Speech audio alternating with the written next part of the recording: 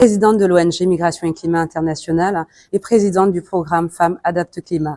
En tout cas, je tenais à remercier la Terre de la Teranga pour son accueil et notamment lors de cette semaine du climat. Effectivement, le Sénégal est vraiment le microcosme représentatif de l'Afrique, représentatif des défis qui nous laissent à relever. Et effectivement, je m'estime en tant que citoyenne africaine et le Sénégal est mon pays de cœur, sans jalousie, sachant que j'ai ma responsable pays Cameroun qui est juste là en tant que centrafricaine. Donc effectivement, pour nous, le Sénégal est vraiment la première étape de cette tournée africaine Femmes Adapte Climat. Car effectivement, le Sénégal regroupe tous les défis, que ce soit au niveau de la mer, que ce soit au niveau des terres. La migration climatique est très intense au niveau du Sénégal et c'est pour ça que nous avons voulu vraiment commencer notre étape Femmes Adapte Climat ici. Et notre ONG Migration et Climatique, effectivement, nous sommes présents dans 14 pays et nous avons une forte mobilisation au Sénégal. C'est vraiment pour ça qu'aujourd'hui, c'était vraiment la destination première que nous ne pouvons pas commencer. Donc, la terre de la Teranga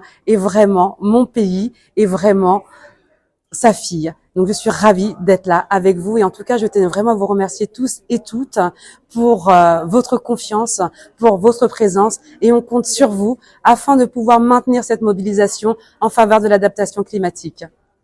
Aujourd'hui, nous connaissons tous les défis qui nous restent à faire. Mais malgré tout ça, les défis du changement climatique, quels sont-elles? Effectivement, très longtemps, on entend bien que l'Afrique n'a pas suffisamment pollué et nous sommes les victimes. Aujourd'hui, l'idée du programme Femmes Adapte Climat est de venir raconter un récit possible des positifs.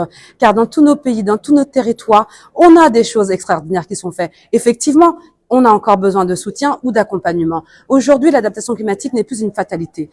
Par ce programme, nous voulons démontrer que les femmes, nous sommes les premières impactées, mais aussi déjà dès à présent, nous sommes mobilisées malgré nos moyens. Donc vraiment, le but de ce programme est vraiment de venir mettre en place la lumière sur des femmes, sur des jeunes, et même les hommes sont les bienvenus avec nous.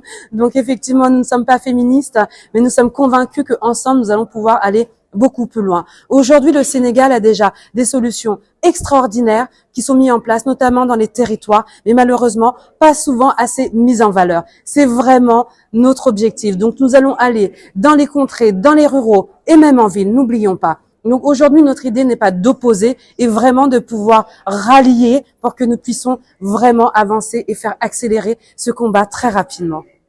Présidente du Centre africain de veille et d'intelligence économique, donc pour le Sénégal.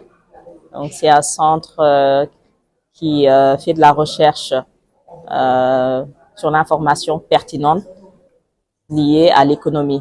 Aujourd'hui, nous sommes dans un cadre de concertation organisé par Femmes Adapte Climat qui regroupe tous les acteurs qui interviennent dans les changements climatiques et également nous sommes là pour mettre en synergie toutes nos connaissances sur le changement climatique et pour également accorder toutes les dynamiques sur le changement climatique, particulièrement avec la forte présence des femmes.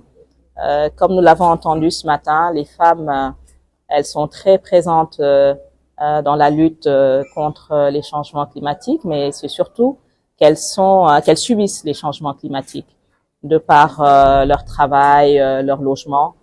Au Sénégal, vous allez avoir ces conséquences du changement climatique depuis les côtes de Saint-Louis jusque dans le sud, voilà, à Djembering. Alors, vous voyez, les habitations n'existent plus, emportées par les eaux. Pour contribuer dans le domaine de la recherche économique, mais surtout accompagner toutes ces dynamiques-là pour qu'il y ait une synergie d'action. Et plusieurs ONG, plusieurs associations, plusieurs dynamiques existent, mais ces cadres de concertation-là nous permettent d'avoir tous les acteurs en même temps et de nous accorder sur ce qu'il faut faire, comment également intervenir sur le terrain, comment accompagner les associations de femmes au niveau de la base pour mettre en place des projets opérationnels, les accompagner dans leur production, dans leur vie de tous les jours, et surtout comment accompagner la stratégie nationale pour lutter contre les changements climatiques.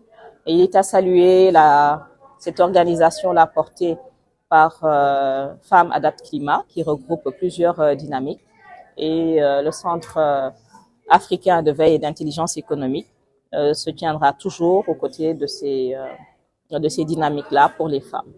Il est important, vous savez, les femmes prennent de plus en plus le leadership sur des questions de développement, et il est important d'être présent à ces moments-là. C'est des moments stratégiques et qui doivent se multiplier d'ailleurs. Alors, c'est tellement stratégique que l'Assemblée nationale, qui nous accueille aujourd'hui, a mis en place un cadre de concertation avec les députés et avec l'ensemble des acteurs. Et je pense qu'on peut espérer que cette dynamique va prospérer et surtout que cette dynamique va se répercuter dans toutes les régions du Sénégal, surtout dans les pôles territoires. Hein, vous savez, on a 8 pôles territoires, 8 pôles économiques. Et il est important que ces questions-là, au-delà de la stratégie, puissent se traduire en projets opérationnels.